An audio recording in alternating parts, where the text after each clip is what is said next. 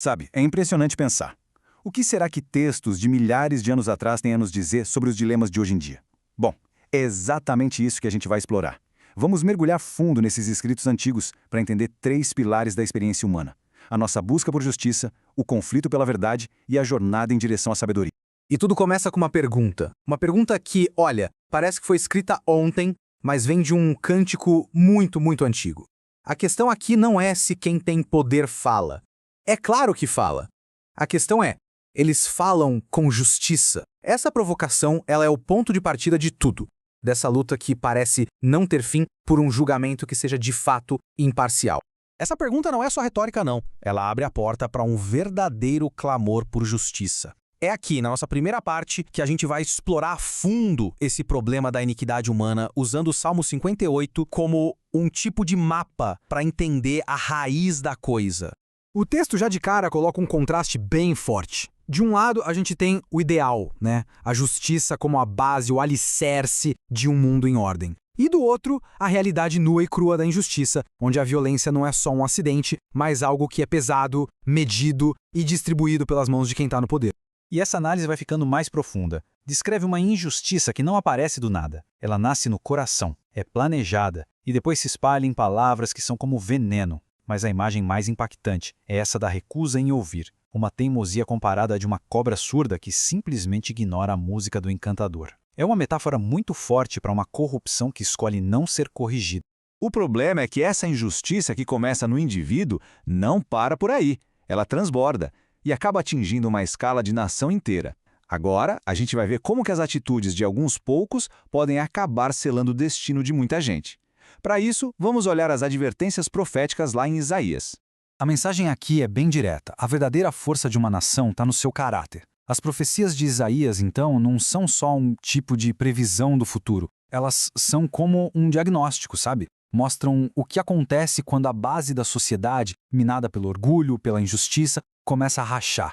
E a queda, segundo esses textos, segue um padrão quase previsível. Tudo começa com um orgulho arrogante. Isso leva a uma espécie de surdez deliberada, onde nenhum conselho é ouvido.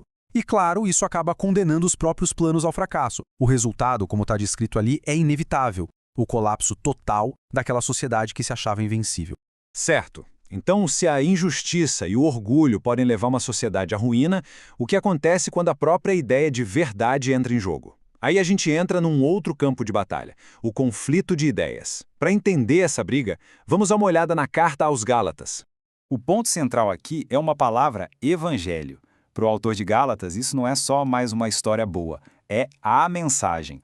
E a autoridade dela, ele argumenta com toda a força. Não vem de gente, não vem de tradição, vem direto de uma revelação divina. E isso é absolutamente chave para tudo o que ele vai dizer a seguir.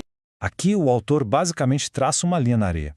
De um lado, ele coloca uma mensagem que defende como sendo divina, que não muda, que tem um foco celestial. Do outro, ele aponta para mensagens humanas, que são flexíveis, que se adaptam e muitas vezes são feitas só para agradar as pessoas, para ganhar aplausos. A tensão entre essas duas fontes de informação é o coração do conflito. E aqui ele põe todas as cartas na mesa. A afirmação é de uma clareza que chega a ser chocante. Não é de origem humana, eu o recebi por revelação. Ele não está se apresentando como um aluno que aprendeu com alguém, mas como um mensageiro com uma linha direta com a fonte. E com isso, ele desafia qualquer outra versão da história. Ok? Então, como é que se navega num mundo assim marcado por tanta injustiça e por essa verdadeira guerra de narrativas? Nossa jornada por esses textos nos leva agora para uma parte final. E ela não oferece uma solução mágica, não, mas sim um princípio, uma direção. Algo que a gente encontra no livro de Provérbios.